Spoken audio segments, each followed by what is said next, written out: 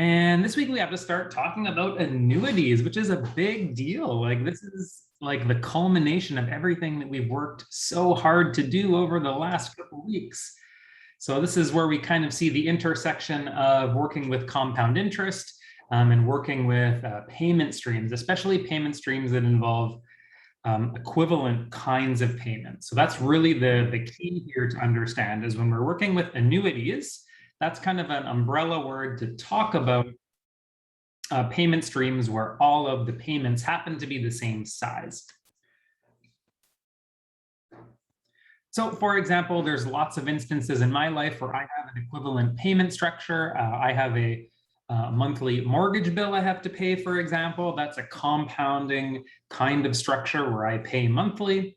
I sign up for streaming services like Spotify, just so I don't have to deal with all of the ads that come through Spotify. So that's a monthly kind of payment as well.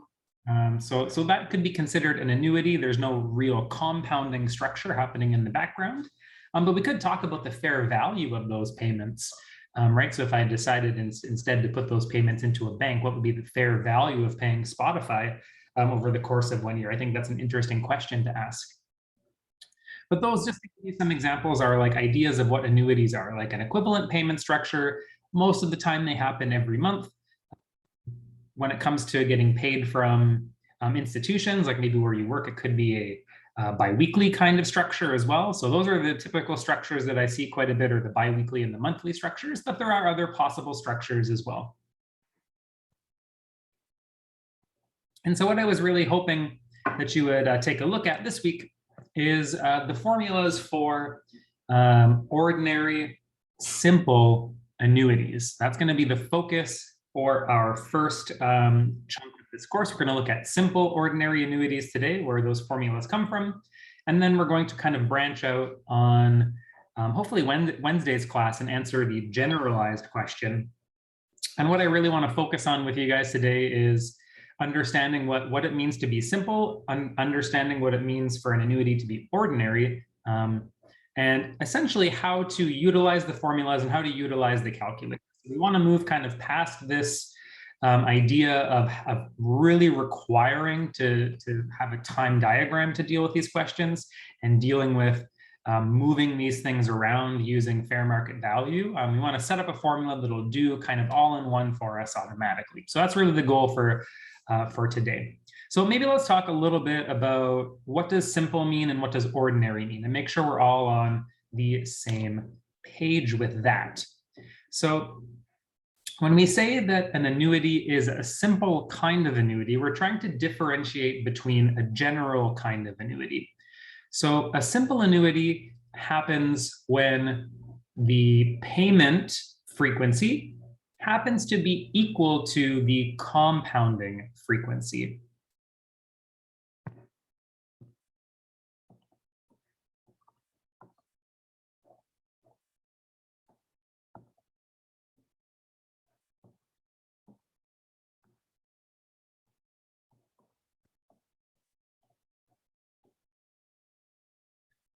And like I said, what we really want to be differentiating here is between simple and general. So when we go to start talking about general annuities next class, I think we'll probably start into it on Wednesday. A general kind of annuity occurs when the payment structure is not the same as the compounding structure. And that essentially runs us into a little bit of a hiccup with the formula we want to use here.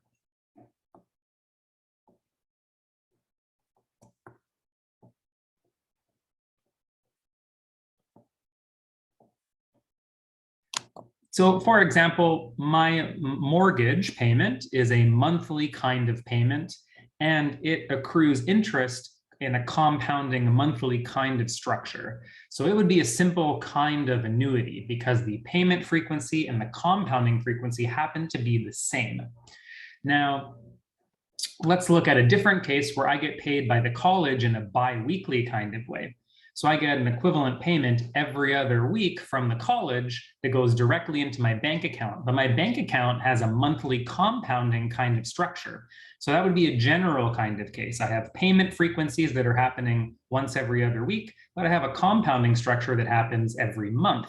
So those things kind of clash a little bit, and there's a little bit of a problem we have to deal with regards to working with those kinds of things. So hopefully that gives you an idea of the difference, the main difference between the two. Either the frequencies are the same or they're not the same. That's the very first thing we kind of have to look at in these kinds of questions. Yeah, so that's what simple means, right? That's the difference between simple and general. The other major thing we want to talk about with regards to annuities is whether or not we think it's an ordinary annuity or whether or not we think it's something called an annuity due. And with regards to these payment structures that could happen, you either could pay at the beginning of the time interval, or you could pay at the end of the time interval. For example, my mortgage payment tends to come out on the first of every month, whereas, maybe my Spotify payment will come out at the end of every month.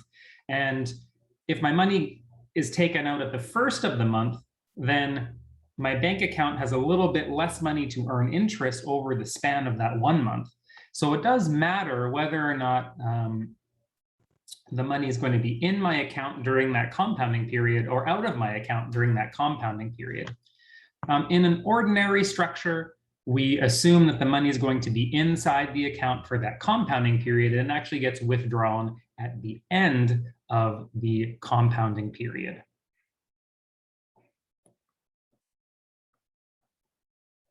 So we could say something like payment happens at the end of the kind of payment window.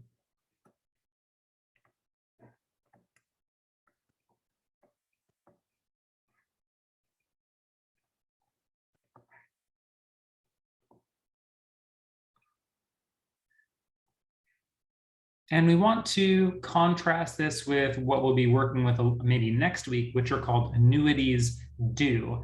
So they're due because they're essentially due right away. They're due at the beginning of that time period. And usually you'll see me use a capital END here because that matches up with how our calculator and how the textbook is going to talk about these things. So END, of course, representing the end of the time period. An annuity due is going to happen at the beginning of the time period.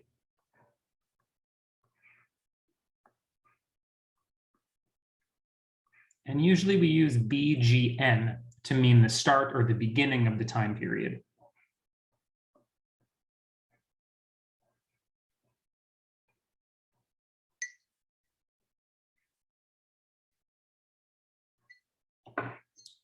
Okay, so that's kind of the main difference I need you to know between an ordinary annuity and what an annuity due might look like. For today, we're going to have like a nice kind of easy introduction into ordinary simple annuities. So those are going to be kind of our focus right away. We'll deal with the general case, hopefully on Wednesday and early next week. And then we'll start talking a little bit about how annuities due are slightly different. They're not that much different. It's just a matter of kind of understanding where your money is and when. So there were two formulas that I was hoping that you would have a chance to see today. And the first one is the future value formula for an ordinary simple annuity. And the future value formula, which should be on your formula sheet, it looks like this. It says take the equivalent payment size. So PMT here stands for that equivalent payment size. And we're going to multiply it by a fraction. And the fraction is 1 plus I to the power of n minus 1. And all of that's divided by I. Now we do have to be a little careful here. I'm not going to be writing R over F for annuities just to kind of make these formulas a little bit more compact. But I is still equal to the nominal rate divided by the frequency number.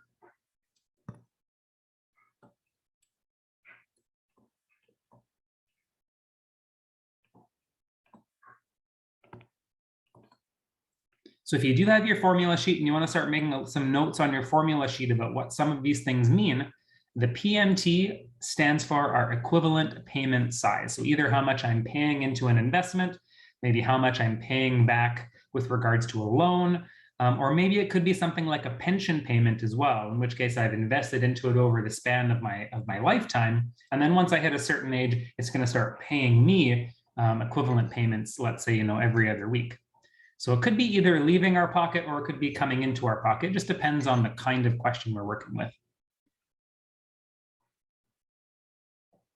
I still represents the periodic interest rate.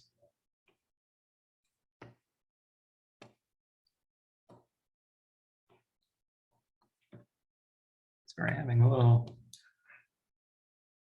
rough time here with my pen.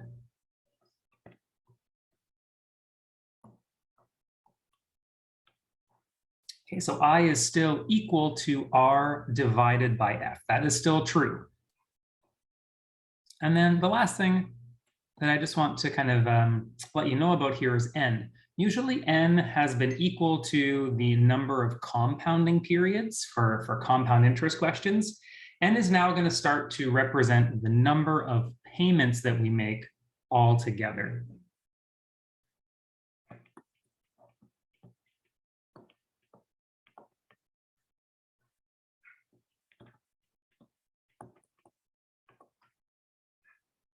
Now, provided we know the payment structure, there's a frequency number that goes along with our payment structure. We can still calculate it using T times F for now, because we're working with a really nice kind of annuity case. But we do have to be a little bit mindful of using the frequency number that's associated with the payment structure when we're multiplying T times F. And we'll run into a couple of those cases, and I'll try to point it out when we get there. But for now, just know that you can still multiply T and F together in order to find N.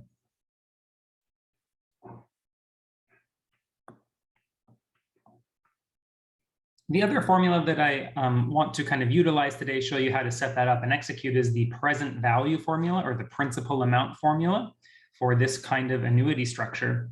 And the principal value formula is going to take the equivalent sized payment and again multiply it by a fraction. And it looks very similar to the future value formula. It's going to have I in the denominator, only that our terms are going to be swapped. So we're going to instead have 1 subtract 1 plus I. And this 1 plus I actually happens to have a negative n. So maybe I just am going to make that a little clearer. So this is a negative n inside the power. And so that's our formula for the principal amount, if I needed to find the principal amount of a payment structure.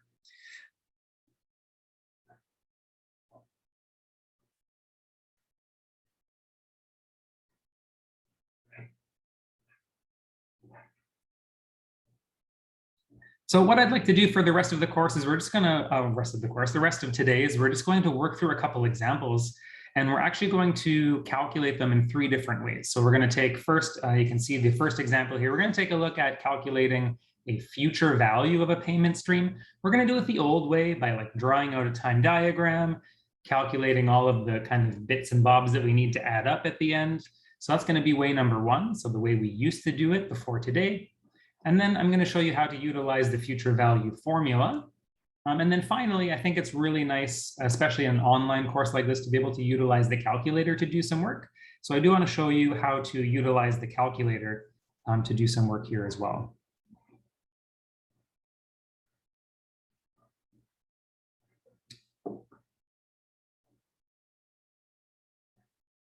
Okay, I'm just going to scroll up a little bit just to kind of get us ready. Any exciting stories from the weekend? Anybody get to go out for Halloween? Like whether or not you collected candy or just like went to hang out with friends or something? Any good costumes that you saw? I went to a fire hall where they had all the fire trucks with their lights all going, and they had a drive-through where all the little kids could just drive through to pick up their candies. That was kind of cool. Oh, that's actually so adorable. That's amazing. Was that in Kelowna? Whereabouts was that? No, that was between Salmon Arm and Sorrento, where I live, down around Tappan, that's called. Oh, nice. That's amazing that your local firefighters would do that. Yeah. Yeah, I hear you, Steph. Yeah, I eat my kids' candy when they're at school. No shame. I know. I like literally bought so much stuff. Like we bought like literally 2 boxes of chips and a box of chocolates, thinking that we're in a residential neighborhood. There's a school close by. There's baseball diamonds over here. Thinking that we'd get, maybe like 100 kids. And I think we got about 15. So I have all this chocolate left over, all these chips left over.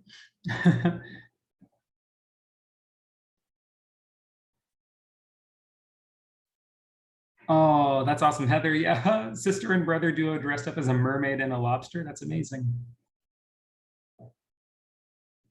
Yeah, that's exactly what happened to me, Tyler. It's like, oh my gosh, I just went through all of this for like 15 kids. Oh my gosh, but they were still really cute. It was nice to see at least some families out and taking their kids around. And I'm glad the old tradition hasn't died. And I guess in retrospect, it just means more treats for us, right? I think Halloween is really, really meant for adults, right? At the end of the day, it's really kind of like an adult's kind of celebration, isn't it? Because like, I'm pretty sure most parents will just eat a lot of candy during Halloween. I mean, I could be wrong, but it's not just always necessarily for the kids. Yeah, make your kids do all the work. Do you mean make your kids do all the work so that you can enjoy the spoils? Is that what you mean? That's actually funny if it is. Okay, so let's take a look at, oh, go for it. I know you were gonna say something. No, I meant the parents do all the work. Well, that's very true. I mean, and you deserve a cut of that profit, right? For helping the kids out, for taking them out at night, doing the rounds, sorting the candy, right? There's lots to do. Carving the pumpkins, making the costumes, et cetera, et cetera. Yeah, exactly. So I mean, you can charge a small percentage of the goods, right, as a fee. I think that's fair. Okay, let's take a look at our first example. This is a future value question. We have a stream of payments. They're $500. They're happening every quarter, and they're going to happen for a full year. So every quarter means every 3 months. So on my time diagram, I'm going to kind of divide it up, and I'm just going to count up by 3-month time steps here until I get to the 1-year time frame. So this is going to be all of the kind of important things that we need to put on our time diagram with regards to the times. Now, what else do we know? We know we have a 4% compounded quarterly rate, and payments happen at the end of the compounding period. So I basically just set this up. So when I walk into an annuities question, I kind of look at two things. I look at, how often are the payments happening? How often are the compounding periods? So I look at the two frequencies. I have the payment frequency being every quarter. Oops, sorry, that's not what I wanted to highlight. I wanted to highlight compounding quarterly. So this is what I would be looking at, right? Every quarter, and making sure my compounds are also quarterly. So this essentially tells me that we're in a simple kind of annuity. I don't have to worry about the generalized case, which we'll talk about Wednesday. The next thing I want to look at before even really doing any work is like, when do my payments happen? Payments are happening at the end of the compounding period. And that means we are dealing with an ordinary kind of annuity and not an annuity due. So those are the first two things I look at when I walk into a question I think is going to be about annuities. After that, that's when I start kind of setting myself up and trying to figure out what kind of formula is going to be helpful to solve this question. In our case, in part 1, I'm setting up a time diagram. We're going to solve this using compound interest. And all of our $500 payments are happening at the end of each period. So if these highlights are the kind of payment or compound periods, they happen to be the same in this question, I need to make sure that my $500 payments happen at the end of each of these time steps. So I'm going to have a $500 payment here at the 3-month mark, so at the end of the very first kind of segment. And this is going to happen for the next couple segments as well. So I'm going to put down our $500 payments here. Of course, the last one happening at the end of that 4th period over here at the 12-month mark. So this is what our time diagram is going to look like with regards to that payment structure. Now, we are hoping to calculate the future value. So I'm going to put a little red star here. This is going to be our focal point. I need to move all of my money over to where the star is and add it up.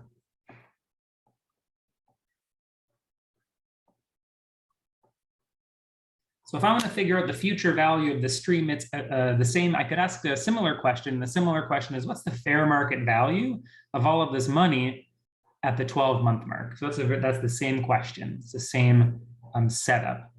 So ideally, what I'm looking at is I'm looking at taking 500, adding up 1, 2, and 3. And once I add up those 4 numbers that I get, those 4 money amounts that I get, that's going to be the future value of this payment stream, the fair market value.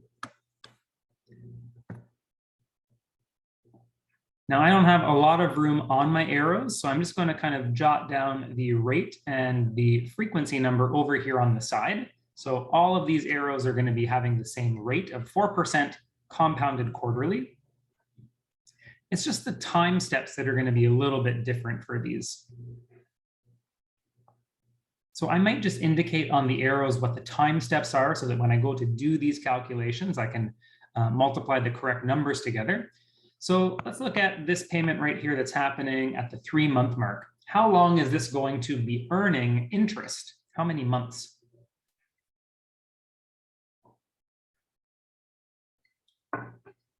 Yeah, 9 months. So yeah, you guys got it. So this is going to be a 9/12 kind of situation.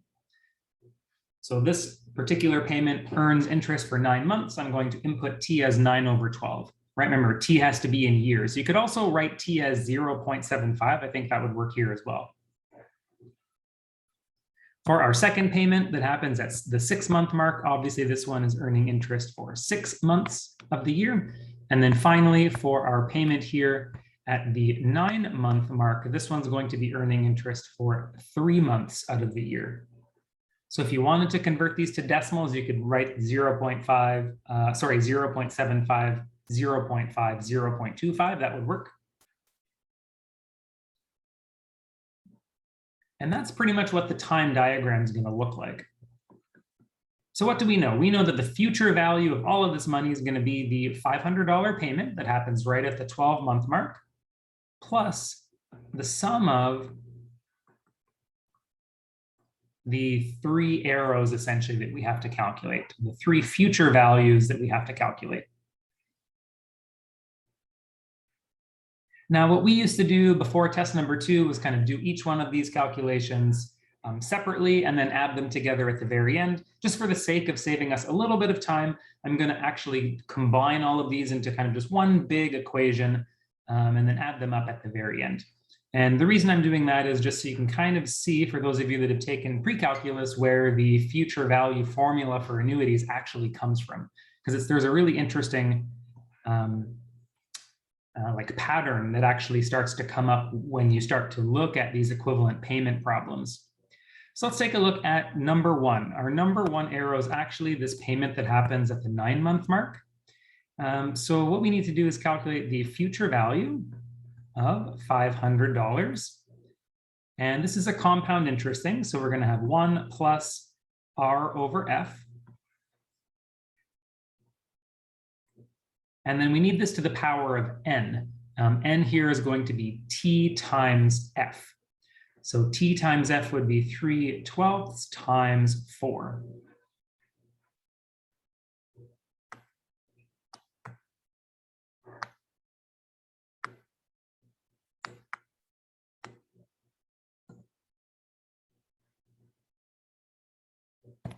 Next up, let's look at arrow number 2. Arrow number 2 deals with the $500 we've deposited at the 6-month mark.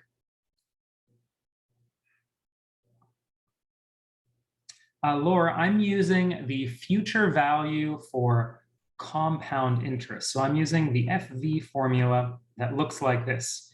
It takes a number and multiplies it by 1 plus R over F.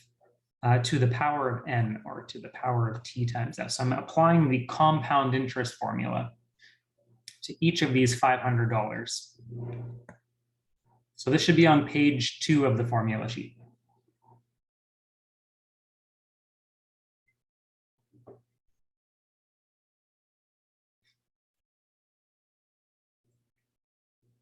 All right, if we look at this $500 happening at the 6-month mark, again, let's calculate the future value by taking that $500 and multiplying it by 1 plus R over F. and then raising that to the power of t times f. Here, t is 6 months, and f again is still going to be 4.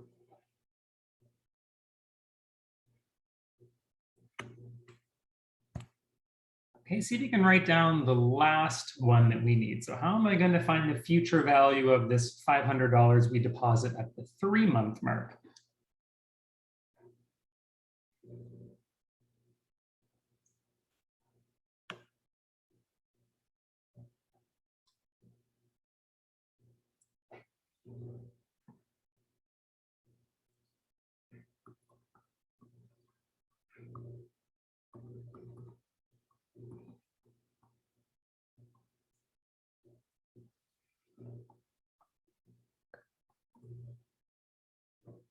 Okay, this one, oh, sorry, that shouldn't be 3/12, that should be 9/12. So we're going to take our $500, multiply by 1 plus r over f, and raise that to the power of 9 months, so 9/12 times 4. So that's going to be kind of the setup for these. I'm going to simplify these a little bit so you can see the simplification. Just let me kind of zoom out so hopefully you guys can see all of that. So our future value should be 500 plus 500 times 1.01. So I'm going to kind of start simplifying some of this stuff for us. So this is 1.01 3/12 times 4. I believe that's 1, right?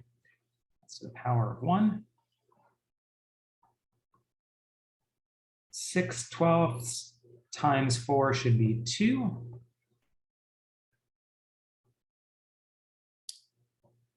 And then 9/12 times 4, I believe, should be 3. So this future value formula simplifies really quite nicely, and there's a really nice pattern. Hopefully you can see it in the powers of the 1.01 that we get. And in fact, for those of you that have taken kind of some more pattern-based mathematics, this is called a geometric series. And this is where the future value formula for annuities comes from. It comes from the fact that this is called a geometric series. So the future value formula up here just expresses that geometric series in a more compact way. Do I expect you know how to like work with geometric series? Not necessarily. But it's there if you want to do a little bit of kind of homework or research on your own time. You can go look up what a geometric series is, understand where it comes from, what the formula looks like, and maybe make some of those connections back to the future value formula that we're going to use in part 2. For now, I just actually want to grab my calculator. We're going to put this sum into the calculator and see if we can get some kind of number from this.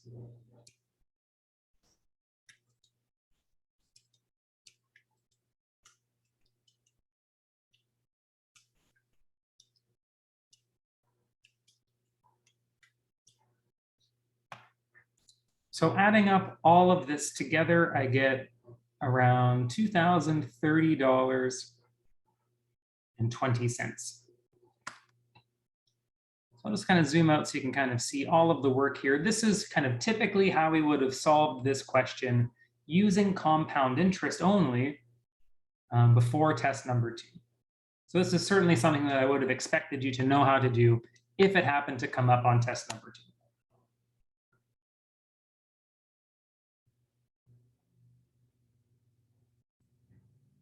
Let me know, do you guys verify that final answer? Are you able to get, okay, so Dulce got the same final answer. Yeah, just let me know if I can get a couple of verifications of that, make sure we're all on the same page.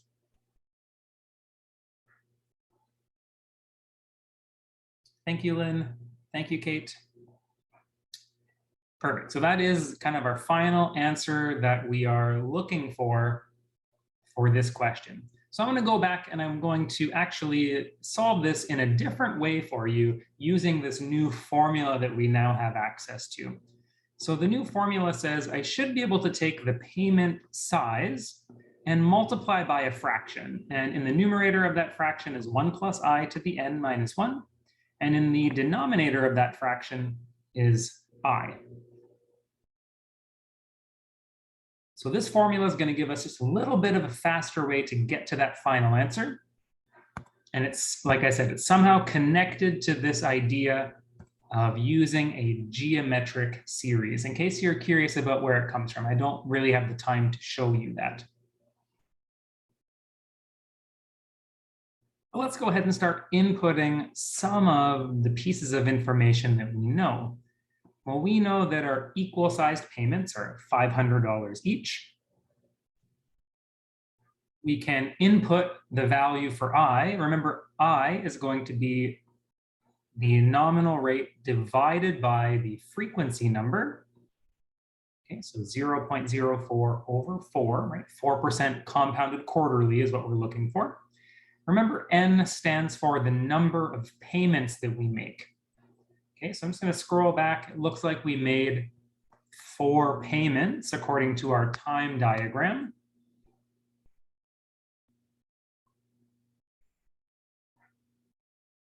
Now be careful with this denominator. The denominator is also the periodic rate I, so we're going to have to take 0.04 and divide by 4 again here in the denominator. So this is how that information would be inputted into our formula. And I'm going to go ahead, I'm just going to simplify the numerator and denominator a little bit.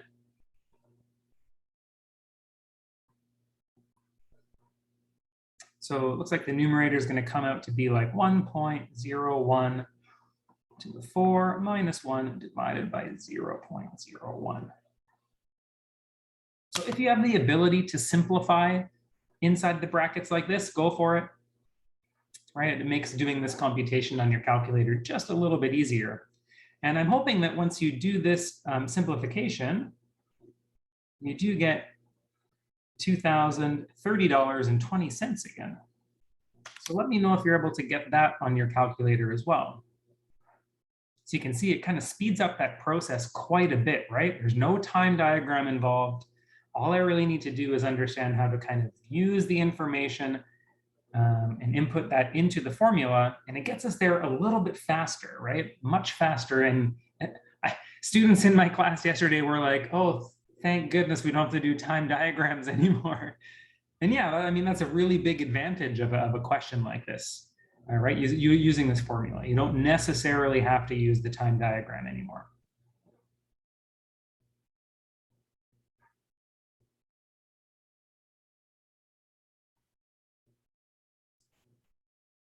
Cool, so I know a couple of you have been able to verify $2,030.20. Excellent, I keep getting a very negative number. Just for calculation number 2, Kate? Okay, let's take a look at, I'll just do it quickly. I'm gonna share my screen so that you can see my calculator. Yeah, it's probably just a calculator thing that you're doing. So let's see if we can figure. I try to actually calculate the fraction thing first. And then once I know this fraction, then I multiply it by 500. That's usually how I do it. So I'd probably start by doing like 1.01 to the power of 4. And then I subtract 1. And I actually hit the equals button here so that I can get the numerator of my fraction. So the numerator of my fraction is about 0.0406. Once I have that, then I divide by the 0.01. Perfect, okay, great. And then multiply by the 500, yeah, awesome. So yeah, I just had to be a little careful about entry. So yeah, if you're getting some funky numbers, just let me know and I can probably try to point you in the right direction for doing calculations. Okay, last thing I want to do with this question is show you how to set this up using the calculator's functionality.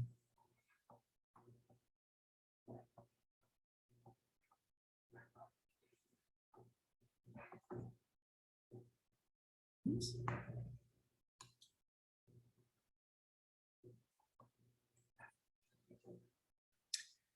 All right, so remember, if we're using the calculator's functionality, we need to list out these important variables. This is what I would consider showing your work.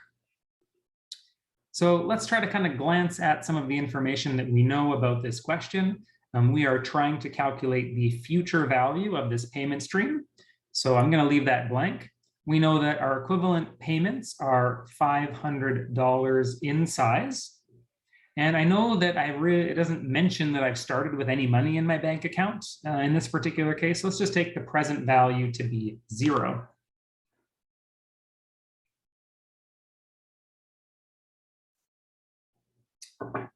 Now we can fill in some of the other numbers kind of going from the top to the bottom.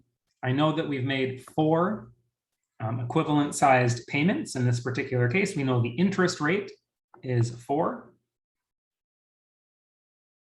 And then how many times do we make payments per year? So I'm looking at this PY, or this stands for how many payments per year. How many times am I going to make a $500 payment over the course of 1 year? In other words, what's the frequency number associated with the payments?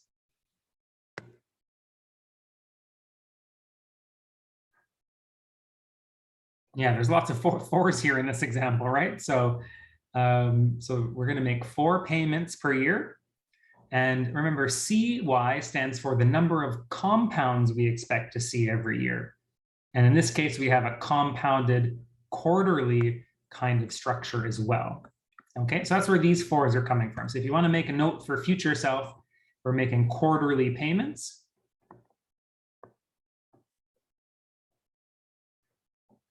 And we also know in this particular case, we have quarterly compounds. Okay, so that's where those come from. Now, let's see. I'm just going to kind of quickly go back and look at the question.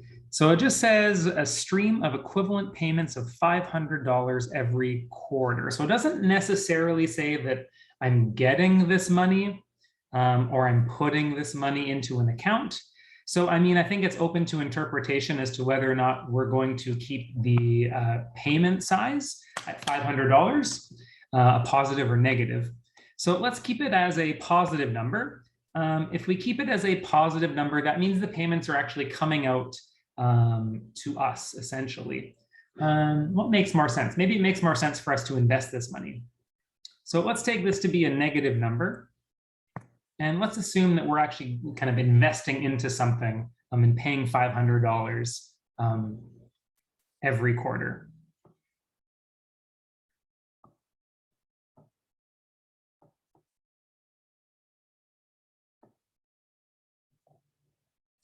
Now, like I said, it's up to interpretation, I think, in this particular question, whether or not this 500 should be positive or negative.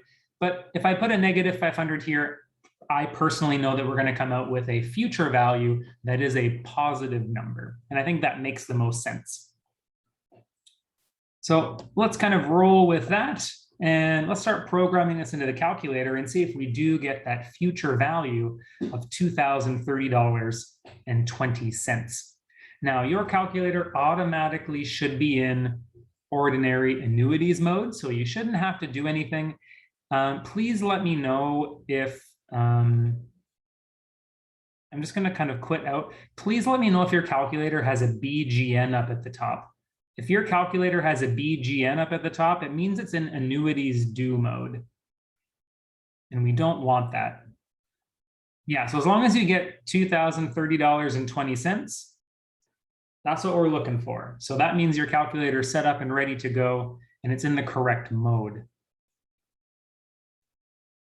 Okay, so I'm going to make sure mine's in ordinary annuities mode. So it shouldn't have anything along the top. And then we can start programming all of our 4s in. So 4 for N, 4 for the interest rate.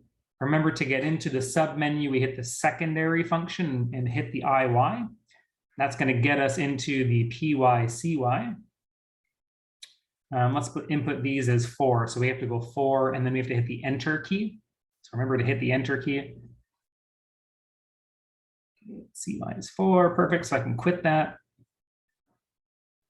Input my payment. So just be careful here. We're going to input it as a negative number. So put 500, switch the sign, and then hit the payment button. It is going to be actually important. I skipped over this. It is important to input 0 in for PV. That actually is really important in this case. And then when I go ahead and compute, I do get that value of $2,030.20. So Larcel, I'll go through it one more time, just kind of follow along as I kind of key these buttons in, and let me know if you're still having a little bit of an issue. So it could, sometimes inside the submenu, sometimes students forget to put PV equals 0. Those tend to be the common mistakes. But yeah, let's start with N. So, 4. So we're going to start by hitting the number 4, hitting the N key to input 4 in for N. We'll do the same thing for I. So hit the number 4. We're going to program that into the calculator by hitting the IY button. And then I need to get into the submenu. So to get into the submenu, we hit the yellow secondary key and we hit the IY button. So this gets us into the PYCY submenu. You need to make sure that these are both equal to 4. So again, we'll just hit the number 4. Inside any submenu, we have to use the Enter key to save that information. So I'm going to hit the Enter key. You'll know it's programmed if you see that little triangle above the number 4. That's how you know it's programmed incorrectly. Once you've programmed that incorrectly, we need to leave the submenu. We can leave by hitting the secondary key and hitting the CPT button. So we go secondary quit. This is how we tell the calculator to do this. And then we can continue by programming in 0 and our negative 500. So 0 in for PV. And remember 500, we hit the plus minus button to make it negative, and then hit the PMT button. Once we get here, we have to ask the calculator to compute future value. So we actually have to hit the CPT button first. So hit CPT and then hit FV to get the future value.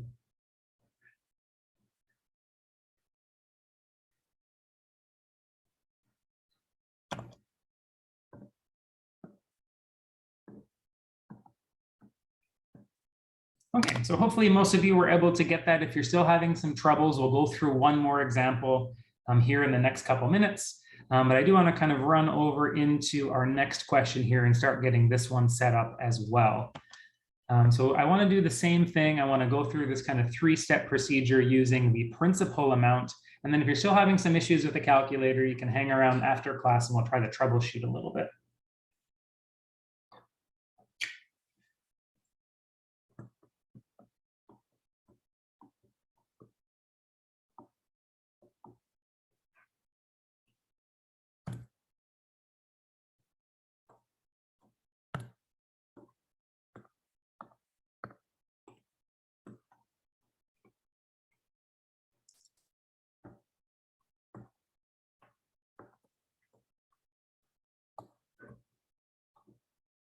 Okay, so in this case, we want to find the fair market value today of a stream of payments of $750. They happen every 6 months. So today is going to be my focal point. I'm going to put a little star here.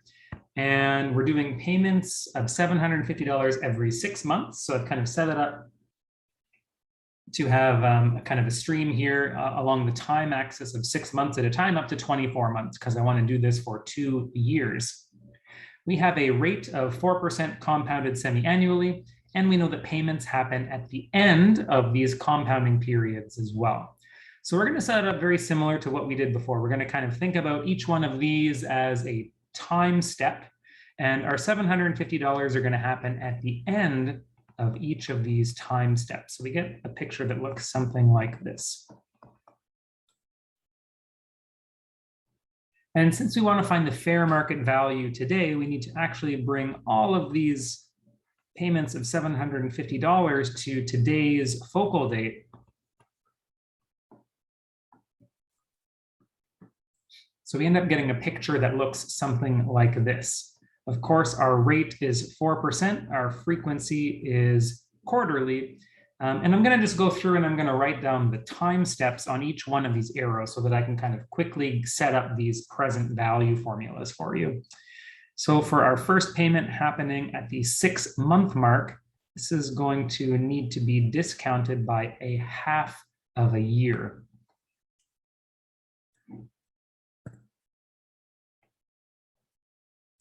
So in this case, I'm going to use decimal numbers here. So this $750 payment, if I want to figure out the fair market value today, I'm going to have to discount it by 6 months or by 0.5 years. For the second payment that happens at the 1 year mark, I'm going to have to discount that by 1 full year. I'm going to have to remove 1 full year of interest in order to get the fair market value today. And so there's a little pattern that's going to start to happen here. Our next one is going to require a discount of 1.5 years. And then finally, our last payment of 750 is going to require a discounting of 2 years altogether. So this is what I would consider a very good setup for a time diagram for this question.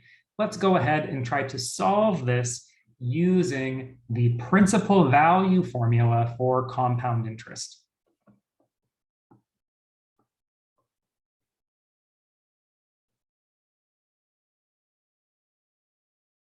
Okay, so again, looking at page 2 of our formula sheet.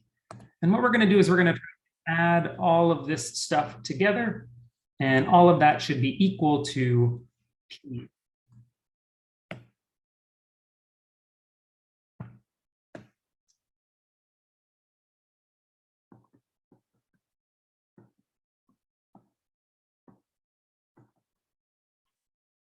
Okay, so in this case, we will have to do 4 calculations using the principal value formula for compound interest. It's going to be a little bit of a pain in the butt.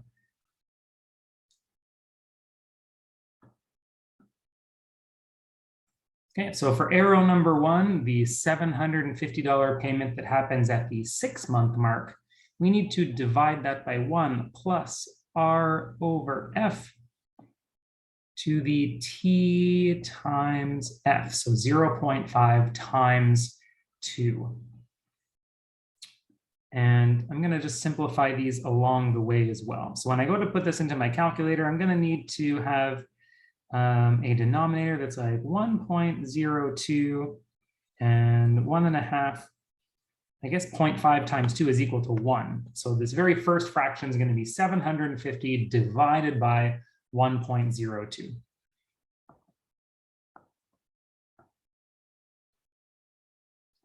For the second arrow, the deposit of 750 that happens at the 12-month mark, same denominator, we do our 0.04 over 2. Only when we go to multiply T times F, we're going to get 1. F should be 2 here, I apologize, not 4.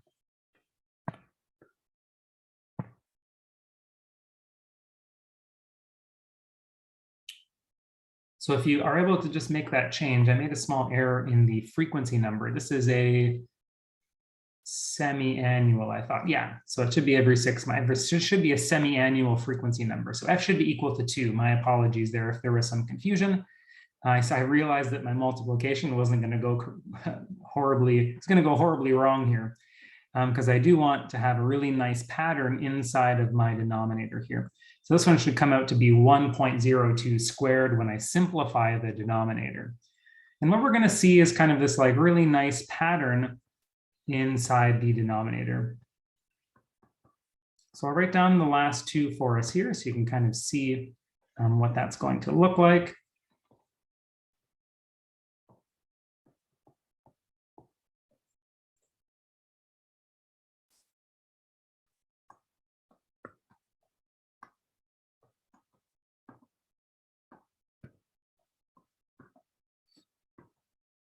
And hopefully give you a sense of, why we don't want to have to do this all the time, right? Like this is why our formulas are so nice because it speeds up this process of having to draw the diagram. Imagine if you had like 8 payments or like 10 equal payments. This would be just a disaster, right? This would be not fun whatsoever.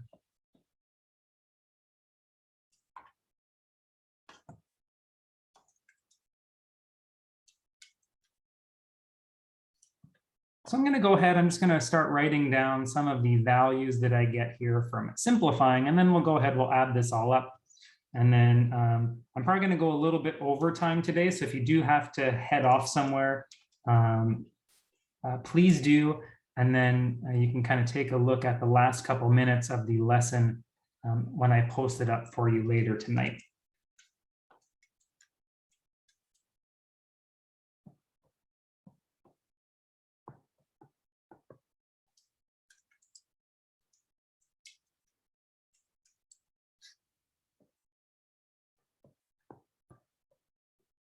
So these are the values that I get from performing these divisions. And I'm just going to quickly go through and kind of roughly add these together so we have a general sense of what our final answer should be when we apply the formula here for the ordinary simple annuity.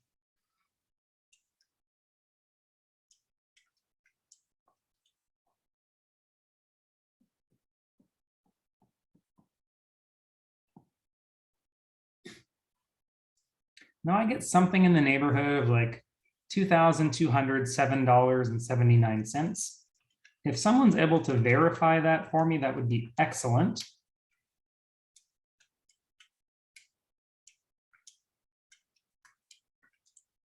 That's okay. When I added it up a second time, I got this.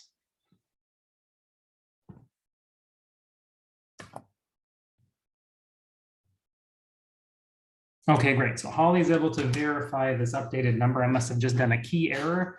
Nosh, Garrett, okay, great, perfect. So this seems to be kind of the final answer that we would get using the time diagram method, okay? So I'll leave that there in case you need to copy it down. Let's quickly utilize the principal value formula.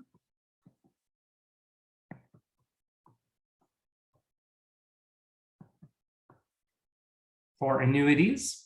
And I'm just going to kind of quickly go through this because I know your time is precious like mine. These are payment sizes of $750. And we just need to be careful to get I in correctly. So we're going to put I in as 4% over 2. We've made 4 payments of $750. Okay, and be careful with your denominator as well. So your denominator is also going to have to go in as 0.04 divided by 2. And I'm just going to kind of quickly simplify these brackets and fractions a little bit. So we saw this was 1.02. This comes out to be -4. And then we get 0.02 in the denominator. And again, there's kind of this really nice relationship between these two things. These two are both related through the use of geometric series.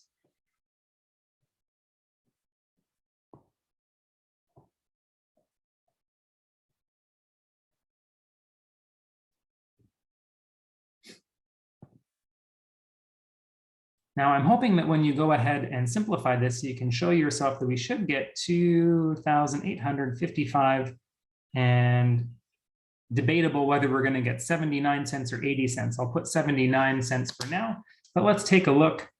I'm going to try to program this in onto my calculator and see what I get.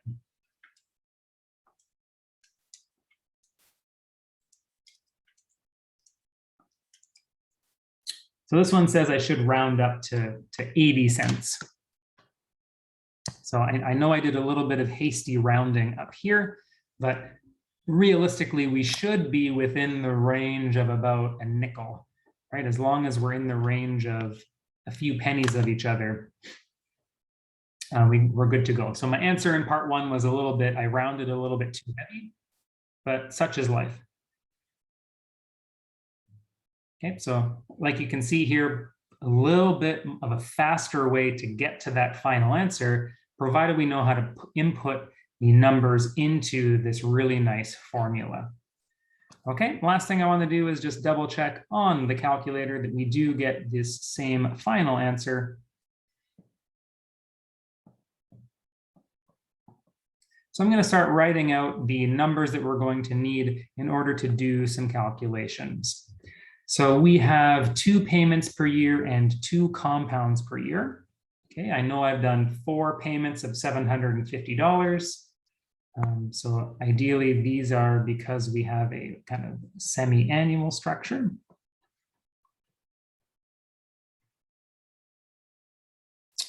Let's see, I'm trying to calculate PV. I know my payment sizes are $750, and we haven't been given any information about the future value. So let's just input the future value as 0. And I'm going to go ahead and just double check and see if the calculator does verify this answer for us as well. So 4 for our N and our I. I'm going to jump into the submenu, program these in as 2 by hitting the Enter key. Okay, both look good. And PV, I don't know, but let's put 750 negative. Again, debatable. I don't think in the question it says it should be positive or negative, but let's assume we're paying into something. And then we have a future value of 0. Okay, so that's all programmed in. Let's compute the present value. And there it is. So 2,855 and 80 cents. So I am able to verify that, provided I know how to put the numbers into the calculator as well.